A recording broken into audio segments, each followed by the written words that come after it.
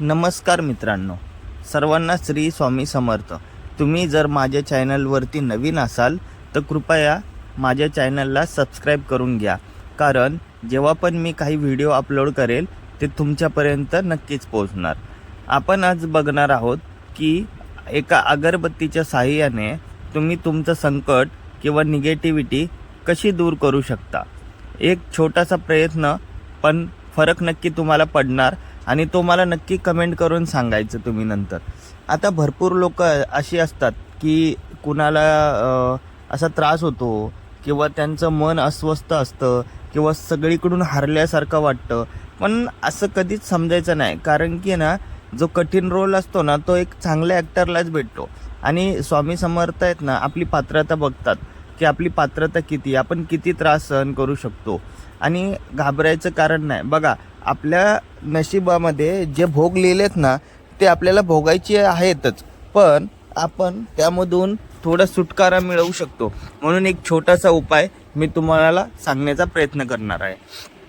हा उपाय असा आहे की तुम्हाला कुठे मंदिरात जायची गरज नाही, कुठे मठात जायची गरज नाही आणि कुठे पैसे द्यायची गरज नाही, काय नाही. तुम्ही जिथे कुठे असाल, वर्किंग असाल, हाऊस वुमॅन असाल, बिझनेसमॅन असाल किंवा जॉब करत असाल, तुम्हाला वेळ नाही भेटत मठामध्ये किंवा कुठे मंदिरामध्ये जाण्यासाठी, तर काय हरकत नाही, तुम्ही हा उपाय घरामधूनही करू शकता.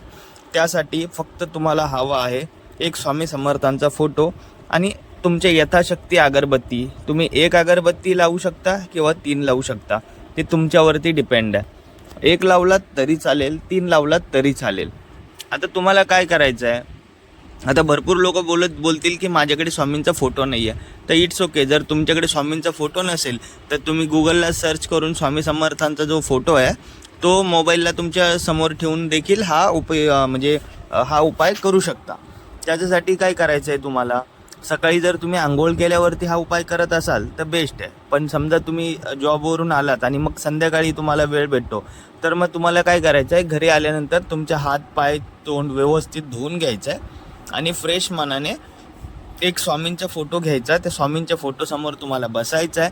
1 ग्लासमध्ये पाणी घ्यायचं, पियायचं आणि 1 अगरबत्ती किंवा 3 अगरबत्ती, आणि ती अगरबत्ती त्या फोटोच्या समोर तुम्हाला लावायची आहे. त्या अगरबत्तीचे राख जिथे पडणार तिथे तुम्हाला 1 ग्लास ठेवायचा आहे आणि स्वामींच्या फोटोसमोर बसून तुम्ही माळ करायची, माळ जपायची. आणि जर तुमच्याकडे माळ नसेल तर अजून एक ऑप्शन आहे. आपल्या मोबाईलच्या ॲपमध्ये ना एक काउंटडाऊनचं हे भेटतं, ॲप भेटते, तर ती काउंटडाऊनची ॲप तुम्ही घेऊ शकता जप करण्यासाठी.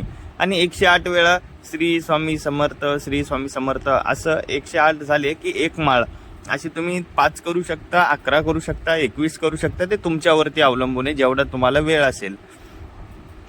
आणि हे माळ जपत असताना तुमची जी अगरबत्ती लावलेली आहे तिचे जो राख आहे तो त्या ग्लासामध्ये पडणार पियाच्या, आणि 1 चमचा तुम्ही पियायची आणि पाणी.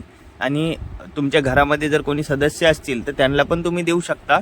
आणि बाकी थोडंसं ते पाणी तुमच्या दरवाज्यावरती, तुमच्या खिडकीवरती, जिथून आपल्या घरामध्ये हवा वगैरे येते, कोणी पाहुणे रावळे येतात, आणि ह्याने काय होणार आहे, तुमच्या घरामध्ये पॉझिटिव्ह वातावरण निर्माण होईल आणि पॉझिटिव्हिटी येणार. आणि कधीच ना म्हणजे असं विचार नाही करायचा की अरे मी आता खचून गेलोय, मी तुटून गेलोय. अरे नाही, खचून गेलोय, तुटून गेलो नाही. कोणी आपल्याला त्रास दिल्याने आपण खचणार एवढं आपण कमजोर नाही राहायचं, स्ट्रॉंग राहायचं. आणि जे येणारा जो काळ आहे ना त्याला फेस करायचं. बघा, स्वामी आपल्याला प्रत्येक गोष्टींमधून मार्ग दाखवतात.